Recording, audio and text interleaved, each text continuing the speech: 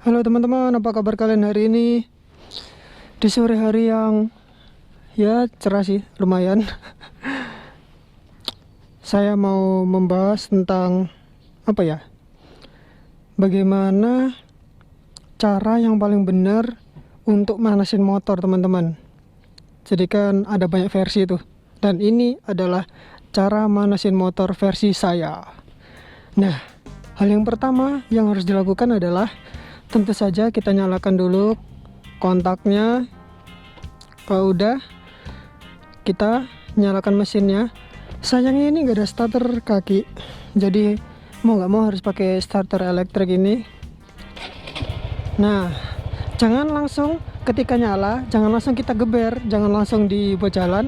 Kita tunggu sekitar 1 menit lah, 1 menit. Kalau saya sih cukup 1 menit aja. Nah, kalau sudah 1 menit, baru kita ajak dia jalan. Kita ajak dia jalan. Bentar, ini turunan nih. Nah, kita ajak dia jalan itu kurang lebih 20 km per jam lah. 20 sampai 25 km per jam itu ya kurang lebih berapa ya? 2 sampai 3 menit lah. Jadi jangan langsung digeber ya teman-teman. Balik lagi ini versi saya, jadi kalau misalnya salah ya mohon maaf, kalau misalnya benar ya udah. Ya pokoknya gitu. Sampai sekitar 2 sampai 3 menit kita bawa jalan di kecepatan antara 20 sampai 25 lah. 20 sampai 25 km per jam paling mentok. Wih. Banyak kucing ya. Wah, lucunya.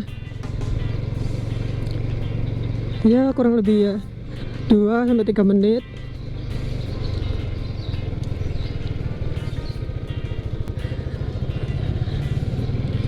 2 sampai 3 menit kita tunggu dia sampai benar-benar panas.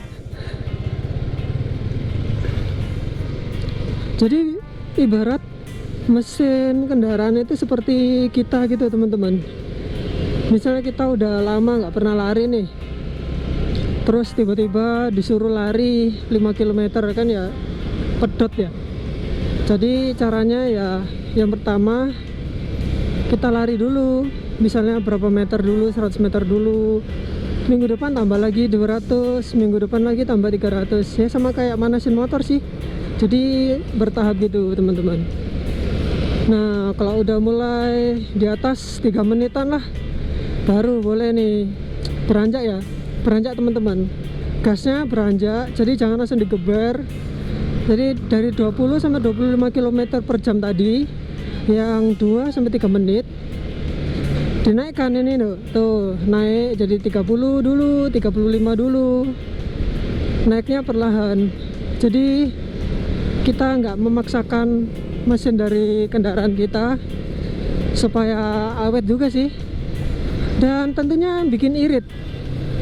Ya, jadi asal kalian tahu, irit enggaknya itu tergantung dari seberapa baik kalian mengendarai sebuah kendaraan teman-teman. Meskipun motornya irit atau meskipun mau pakai knalpot racing sekalian, tapi kalau cara ngendarainya baik, maksudnya nggak digeber-geber gitu, ya irit-irit aja sih. Kapan lalu sempat nanya ke orang di YouTube juga, siapa namanya ya, itu tanya kan dia pakai knalpot racing, knalpot R9 tuh. Itu saya tanya, dia kasih review dia kan pakai knalpot R9 Zeta itu udah 6 bulan ya, udah jalan 6 bulan. Dia bilang sih sama aja, nggak ada perbedaan, maksudnya nggak ada jadi tambah boros atau jadi tambah gimana. Intinya itu cuma satu sih, tergantung yang bawa. Jadi kalau misalnya yang bawa itu ngawur dan dibejek-bejek itu ya nggak irit lah. Ya kurang lebih seperti itu teman-teman.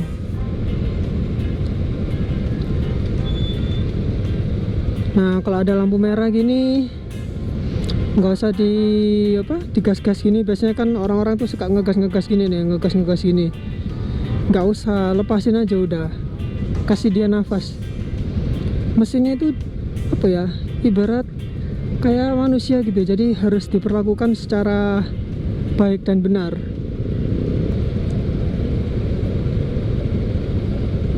Mengendarai secara baik dan benar itu di semua motor ya, jadi nggak hanya di motor matic aja mungkin, atau di motor sport atau motor bebek, tapi semua jenis kendaraan tetap makainya harus baik dan benar, alias jangan dibecek-becek juga.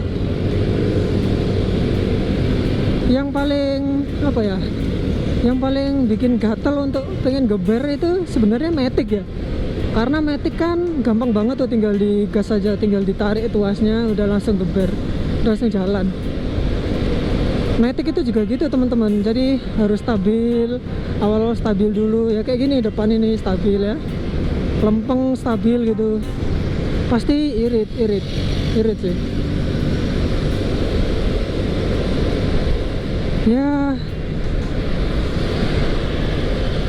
Berkendara dengan sadar lalu lintas lah, sadar juga kalau kita berkendara ini bersama-sama dengan orang lain juga, jadi sama-sama harus saling ngerti gimana batasan-batasannya. Misalnya kalau memang bener-bener sepi banget ya nggak ada salahnya juga ya untuk cepet ya, untuk laju. Tapi kalau lagi rame kayak gini ya lihat-lihat dulu skillnya seberapa, skill ngebutnya. Kalau misalnya nggak terlalu penting atau nggak terlalu urgent ya nggak usah geber-geber sih. Selain bikin mesin cepet rusak, bensin juga jadi boros, orang lain juga rugi. Entah karena ulah kita jadi kaget atau gimana, atau jadi ya amit-amit gimana lah. Ya intinya itu sih, pengen bahas tentang manasin motor yang baik dan benar. Sebenarnya itu kalian juga bisa sih manasin kendaraan dalam keadaan diam. Tapi ketika kalian manasin kendaraan dalam keadaan diam itu, yang panas itu hanya apa ya, ibarat itu gimana ya, jadi kayak nggak menyeluruh gitu.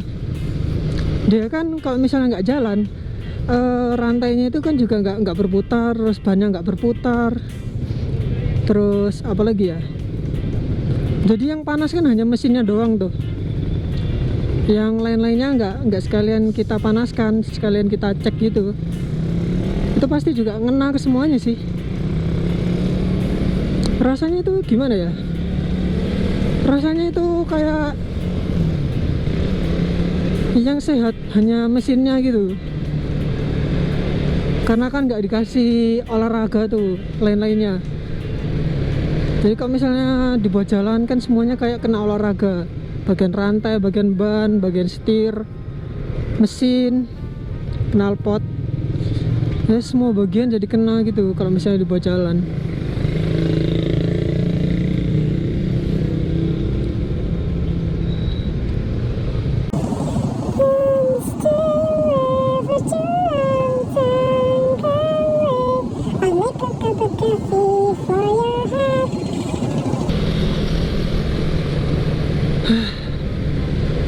Alhamdulillah hari ini gak hujan.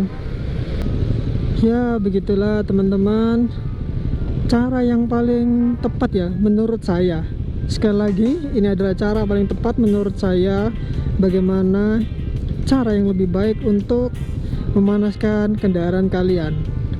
Mungkin videonya singkat aja sampai sini. Sampai jumpa di vlog berikutnya. Bye bye. Yup.